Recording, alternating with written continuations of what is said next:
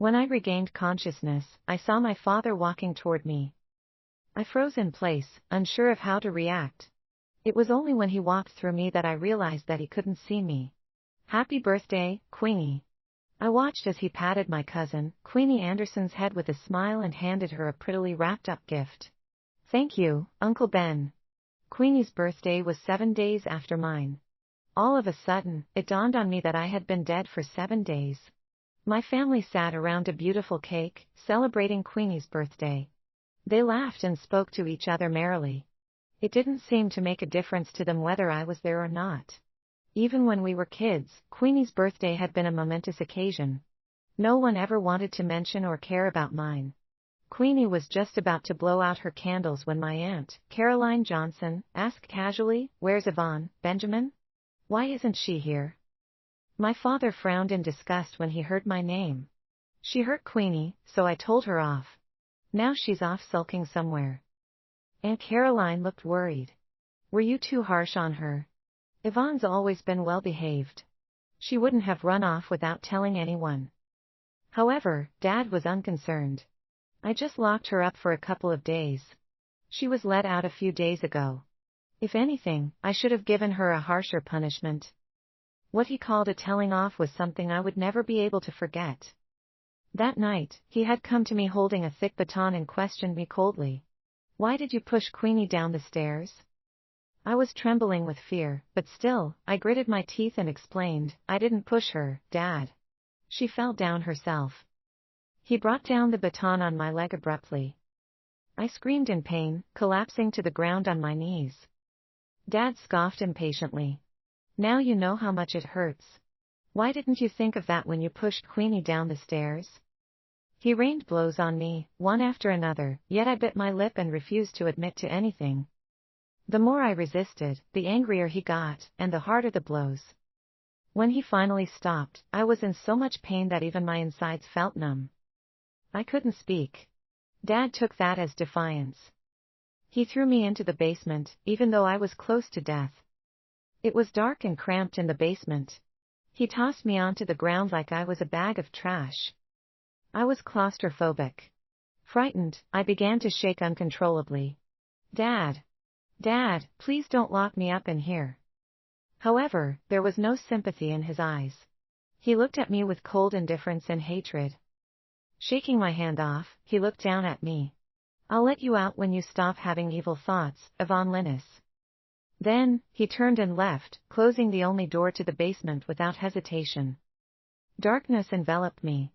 In pain and despair, I closed my eyes. I didn't actually know how I died. The last thing I remembered was the dark basement. Ever since then, my consciousness had been hazy. I thought that my life had ended at 18. I didn't know that souls could still linger after death. Aunt Caroline fell silent when she saw the obvious anger on Dad's face. He was the head of the Linus family, so no one dared to cross him when he was angry. Queenie was the only exception. Eyes bright, she tugged on his hand and said, "Don't be angry, Uncle Ben. It's not good for your health to get so worked up." The ice on Dad's face melted immediately. "How considerate of you, Queenie. If only Yvonne could learn from you." I'd heard that multiple times ever since Queenie joined our family. She had always acted considerate and kind. Was this what Dad wanted? Little did he know of the evilness she was hiding behind that kind and gentle facade. When I was 7, Dad brought Queenie home. She said that she liked my room, so I was kicked out and sent to sleep in the guest room. Every day, Dad personally drove her to and from school. During parent-teacher conferences, he chose to go to her class instead of mine. Eventually, I became known to my classmates as a bastard with no parents. Aunt Caroline had complained on my behalf before, saying that Dad shouldn't be so biased. However, Dad just said matter-of-factly, "Queenie lost her parents when she was young. What a poor child, how could I not take extra care of her?" He seemed to have forgotten that I had lost my mother at a young age too. Meanwhile, Queenie, whom he'd called obedient and well-behaved, had come into my room on my birthday and stolen the necklace that Mom had left me. I caught up to her at the top of the stairs on the 2nd floor. She raised the necklace in front of me with a sinister expression. "You want this necklace, don't you, Yvonne?" I clenched my fists and tried to hold in my anger. What do you want? She smiled and ripped the necklace apart. No. I lunged at her, but I didn't manage to touch her. Queenie took a step back and fell down the stairs. When I saw the triumphant smile on her face, I realized that I had fallen into her trap. As expected, Dad did not even bother to ask what happened. He just slapped me across the face. Then, without sparing me a second glance, he picked Queenie up and rushed her to the nearest hospital. I clutched my numb face and smiled bitterly. She didn't need to do all that. Given Dad's fondness for her, I posed no threat to her at all. When Dad hit me with the baton until my liver ruptured and my ribs fractured, I finally understood that she was just trying to prove to me how cruel he could be toward me. She had said so at 12 years old when she tore up the letter I wrote to Dad. Uncle Ben is mine and mine alone. He hates you. You'll never take him from me. My family wrapped up Queenie's birthday celebration in joy. Before she left, Aunt Caroline couldn't help herself. She said to Dad softly, "Has something happened to Yvonne? Maybe you should go look for her." Dad paused. He seemed to hesitate for a moment, then, his face hardened. What could happen to her? She might as well die far away from here. Saves me the annoyance of seeing her around. Aunt Caroline opened her mouth to say something, but in the end, she just sighed and left. I tried to leave as well, to go back to the basement, but try as I might, I couldn't do it. I seemed to be trapped by Dad's side. That night, Queenie knocked on Dad's door with a cup of tea in her hand. "Uncle Ben, I'm performing in 2 ballet competitions tomorrow. Do you have time to come watch?" she asked timidly as she placed the tea on the desk. Before Dad could answer, she shook her head. "Never mind, I know you're busy." I shouldn't have said anything. She had always been good at acting aggrieved. Sure enough, Dad immediately stood up, smiling. "Of course I will attend your competitions." He never could refuse Queenie's requests. As for me, he always thought that I was being unreasonable. One time, I had broken my arm at school, so my teacher had called him to come pick me up. It had been the first and only time I had called him from school. However, all I got was his angry voice. "It's just a small injury, Yvonne. I've already told you that I'm busy. Don't bother me unless it's something serious." His impatient voice echoed in the school clinic.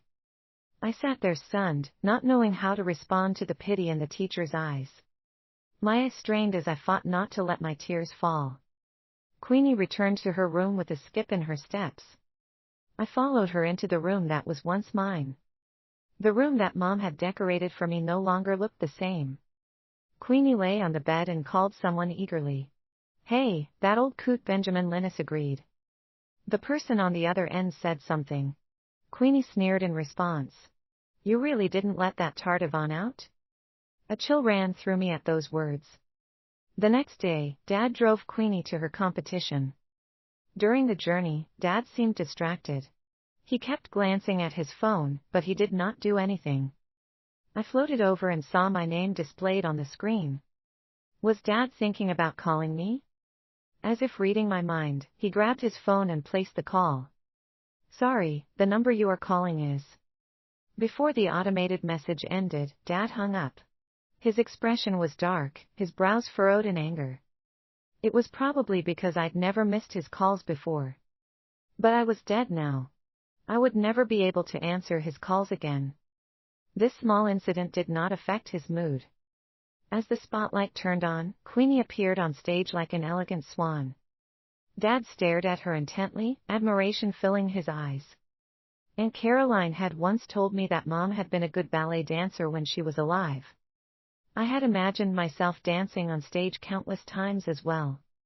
However, Dad had crushed my dreams with a single sentence. He had given me a cold look. "You're never going to dance classes. That's disgusting." For Queenie, however, he spared no expense in hiring the best ballet teacher. He even set up a practice room just for her. My heart ached as I watched Queenie shine on stage. When the competition ended, Dad planned to bring her out for a grand meal as a reward. Just as they left the hall, Aunt Caroline called Dad, her voice all choked up. "Benjamin." No matter how much you dislike her, Yvonne's still your daughter, the child you fathered with Julia. How could you beat her up? Dad's face twisted with fury at the mention of my mother's name. She killed Julia. She killed her own mother. I don't have a daughter that cruel. Besides, she pushed Queenie down the stairs. If I didn't beat her and teach her a lesson, she might end up murdering someone. Tears blurred my vision. I'd always known that Dad blamed me for Mom's death, but I didn't know that he loathed me that much. Did you know, Dad? If I could turn back time, I would choose to die in her place. After a long silence, Aunt Caroline said between sobs, but you can't. You can't just beat her to death like that. Dad froze. I watched him intently, hoping to see a hint of concern or panic. However, all I got was his cold rebuke. You should be old enough to know not to play along with her schemes. She's being immature. Why are you enabling her? He spoke loudly, drawing glances from the people around us. As whispers rustled through the crowd, Aunt Caroline said weakly, Yvonne's body is in your house. Just come back and see for yourself whether we're scheming or not. With that, she hung up. Dad stood frozen on the spot, unmoving. Queenie asked tentatively, maybe we should go back and take a look, Uncle Ben. Dad seemed to snap back to his senses. Sure. I want to see whether she's really dead or not, he said impatiently. Soon, they arrived back at the Linus residence. As soon as he got out of the car, Dad stormed into the living room angrily. When he saw Aunt Caroline kneeling on the ground and crying uncontrollably, he stopped abruptly. In front of her lay my body, so rotted that it was almost unrecognizable.